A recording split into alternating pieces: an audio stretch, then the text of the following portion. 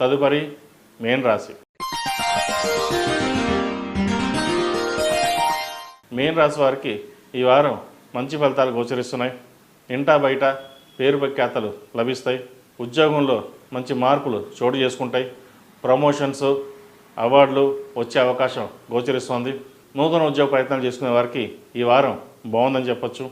వ్యాపారస్తులకు గత 2 వారాల కంటే ఈ వారం వీరికి బాగుంటుంది. మంచి లాభాలు తెచ్చే విధంగా కూడా ఉండే అవకాశం లేకపోలేదు. కష్టం తగిన ప్రతిఫలం లభిస్తుంది. వీరికి శని జన్మరాశిలోకి మార్చి 29న మారడం జరుగుతుంది. కాబట్టి 8 శనివారాలు శనికి తైలాభిషేకం చేయడం, అలాగే అఘోర పశుపతి హోమం చేయించడం చెప్పదగిన విషయం. ఆహార నియమాలు పాటించాలి. ఆరోగ్యం పట్ల కొన్ని జాగ్రత్తలు కూడా తీసుకోవాలి. ఏదైనా విషయ వ్యవహారాలు ఉన్నప్పుడు జీవిత భాగస్వామితో చర్చించి ముందుకెళ్ళడం అనేది చెప్పదగిన విషయం. ఈ రాశిలో జన్మించిన స్త్రీలకు వృత్తి ఉద్యోగాల పరంగా, వ్యాపార పరంగా లాభసాటిగానే ఉంటుంది. కష్టానికి తగిన ప్రతిఫలం లభిస్తుంది. అయితే నరదిష్టి అధికంగా ఉంటుంది.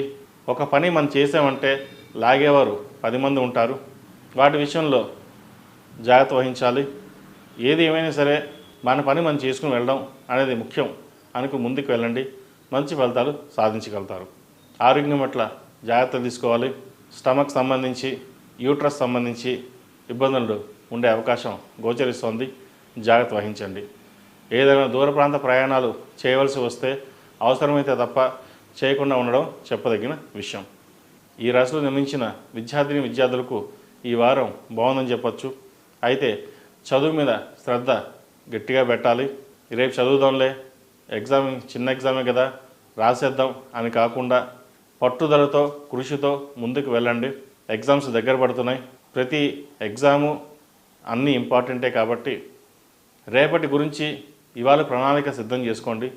దాని ద్వారా భవిష్యత్తు బాగుంటుంది. 4 సంవత్సరాలు కష్టపడితే 40 ఏళ్ళు సుఖపడతాం. అదే 4 ఏళ్ళు సుఖపడితే 40 ఏళ్ళు కష్టపడతాం. కాబట్టి చదువుకునే వయసులో చదువుకోండి. మంచి ఫలితాలు సంప్రాప్తిస్తాయి.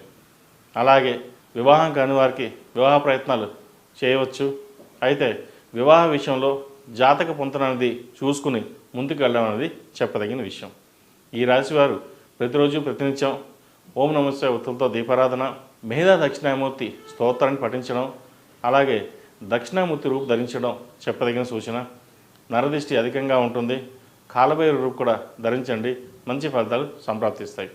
ఈ రాశిలో జన్మించిన వారికి కలిసి వచ్చే సంఖ్య 8, కలిసి వచ్చే దిక్కు తూర్పు, కలిసి వచ్చే రంగు కాషాయం. మేషం నుండి మీనం వరకు ఉన్నటువంటి రాశి ఫలితాలు నా పరిజ్ఞానం సహకరించే మేరకు ఈ వారం రాశి ఫలితాలను తెలియజేశాను. సర్వే జనా సుఖినో భవంతు, లోక సమస్తా సుఖినో భవంతు. ఓం శాంతి శాంతి శాంతి.